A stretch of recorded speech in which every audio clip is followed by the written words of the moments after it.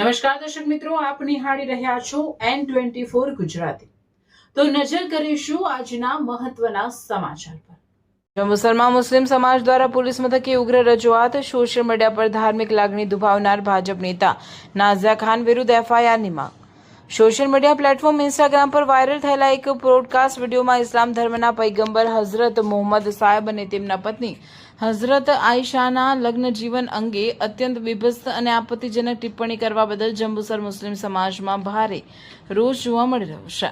આ મામલે જંબુસરના અરજદાર સાકિર હુસેને ગુલામ હસન મલિક તથા મુસ્લિમ સમાજના પ્રતિનિધિઓ જંબુસર પોલીસ સ્ટેશનમાં લેખિત અરજી આપી કડક કાનૂની કાર્યવાહી કરવાની માંગ કરી છે। રજૂઆતમાં જણાવ્યા અનુસાર ઇન્સ્ટાગ્રામ હોસ્ટ દિવ્યા સિંહના પોડકાસ્ટમાં મહેમાન બનેલા ભાજપ લઘુમતી મોરચાના નેતા નાઝિયા ઇલાહીયાને જાણી જોઈને કોમી વેમનસ ફેલાવવાના ઈરાદાથી અશ્લીલ અને અમુક ભાષાનો પ્રયોગ કરી મુસ્લિમ સમુદાયની લાગણી ભાવનાઓને ઊંડી ઠેસ પહોંચાડી છે। અરજદારોએ પુરાવા તરીકે વિડીયો ક્લિપની ડિજિટલ નકલ અને સ્ક્રીનશોટ્સ પોલીસને સોંપી ભારતીય ન્યાય સંહિતાની કલમ 299 તથા આઈટી એક્ટની કલમ 67 હેઠળ તાત્કાલિક પ્રથમ માહિતી અહેવાલ નોંધવા માંગ કરી છે। આ મામલે ભરૂચ એસપી અને જંબુસર ડીવાયએસપીને પણ નકલ રવાના કરવામાં આવે છે। જે ખરાબ શબ્દો બોલી અને સમગ્ર મુસ્લિમ સમાજ અને સમગ્ર દેશમાં જે માફક ડાલવાની કોશિશો થઈ રહી છે, તાત્કાલિક જમીન પર એફઆઈઆર થાય। માહિતી અહેવાલના દિવસે જેવું કે એફઆઈઆર જે થતું હોય એને તાત્કાલિક એફઆઈઆર કરવામાં આવે અમારી માંગ છે સમગ્ર મુસ્લિમ સમાજ।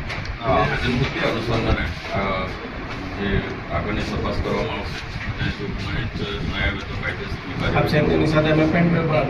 આજ રોજ જંબુસર પોલીસ ઇન્સ્પેક્ટર શ્રી ચુડાસમા સાહેબને અમે લેખિતમાં ફરિયાદ કરીએ છીએ અને ડીવાયએસપી સાહેબ એસપી સાહેબને પણ નકલ રવાના અમે કરી છે।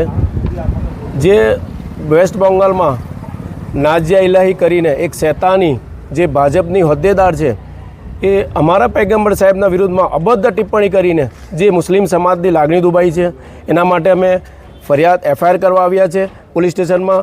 અમારા પૈગંબર સાહેબ દુનિયા માટે રહેમતુલ્લિલ આલમીન બનીને આવ્યા હતા, એટલે દરેક સમાજ માટે સરખા હતા। દરેક સમાજમાં સારા પ્રવૃત્તિઓ માટે એમની એક પ્રવૃત્તિઓ ચાલતી હતી, એટલે અમે આને સખત શબ્દોમાં વખોડીએ છીએ અને જંબુસર પોલીસ સ્ટેશન ઇન્સ્પેક્ટરશ્રીને અમે રજૂઆત કરીએ છીએ કે તાત્કાલિક ધોરણે ઉપર એફઆઈઆર કરવામાં આવે અને ઉપર કાર્યવાહી કરવામાં આવે કાયદેસરની।